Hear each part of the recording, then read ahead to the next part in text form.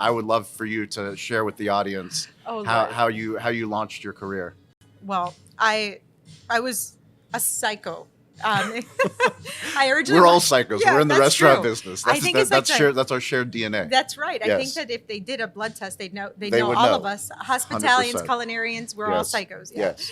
Because you have to be like, this is the gauntlet. Yes. I mean, so I originally wanted to be a journalist. I wanted to tell stories as a career. That was my career path.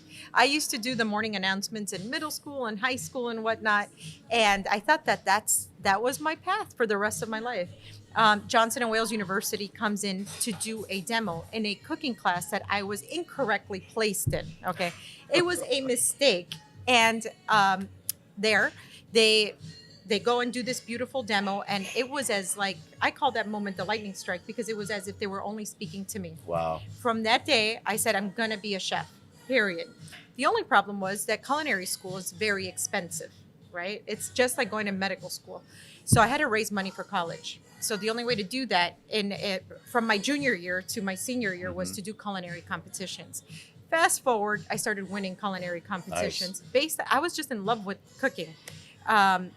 And I was winning them based on flavor. And a judge goes and tells me, you need to write a cookbook with all these winning recipes. Wow. How old were you?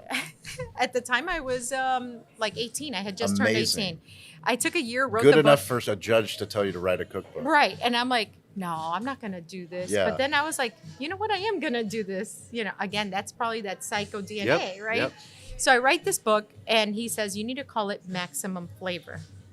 Because at the time, molecular gastronomy was at its peak, right? So everybody was doing smoke and gases and foams. And that was not anything that ever resonated with me. I think people still, to this day, eat, because they crave something there, makes them salivate and dream about it, right? And nobody's going to dream about foam or powder. No one. I'm That's sorry. true. No, I'm it with may you be on that. cool, but I'm with you on that. That's not for me. right, not for me. Yeah. So they're like, you need to call it Maximum Flavor.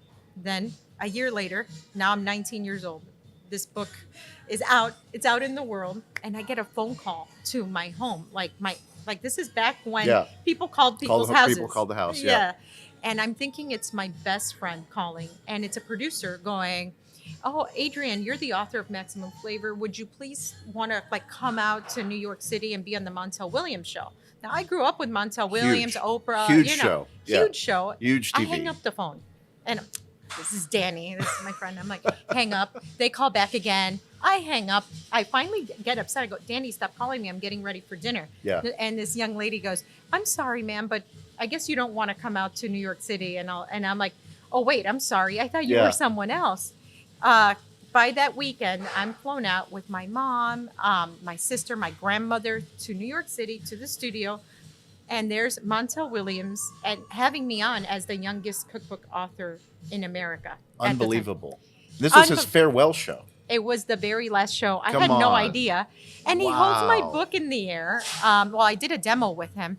And right before we go live, they tell me, oh, he doesn't like scallops. And that was the dish I chose to make. Of course. So now I'm dying on the Brilliant. inside. Yeah. I'm cringing. I'm sweating. This is like one of my first national TV appearances. I'm in front of my family there in the audience. And I'm like, this is the worst thing ever. He bites into the scallop, which I kid you not, I'm cooking with my hand shaking probably. And I'm like, this poor guy's going to bite into a scallop. He doesn't like it. I'm so nervous. He bites into it 3 times. And there's a moment of silence. And if you know, silence on TV is like... it's like silence in radio. Yeah, it's like, it's very... what's going to happen now? Edge of your seat type of thing. And he eats it and goes, everybody needs to buy this book because for 45 years, I've hated scallops. And this girl right here has made me now for the rest of my days like scallops. Wow. My book sold like crazy. That is unbelievable. That's the Montel Williams show story. And you took the money from that book to open your first restaurant? Yes. So it was money that I had never counted on or even imagined having. And at that time, people actually saw shows on TV. Yeah. And they went and bought books. Yeah. They were like, I'm buying this book, As opposed to now where you do all the marketing for your book. Correct. Yeah, correct. Yeah. So I'm like, I never would imagine my book selling this much. So let's just I put all my eggs in one basket, literally. And I'm like, if it works out, this is going to be a home run. But if it doesn't, I never counted on this. And I'll just go be a chef like I intended to be, But here we are 18 years later. It worked.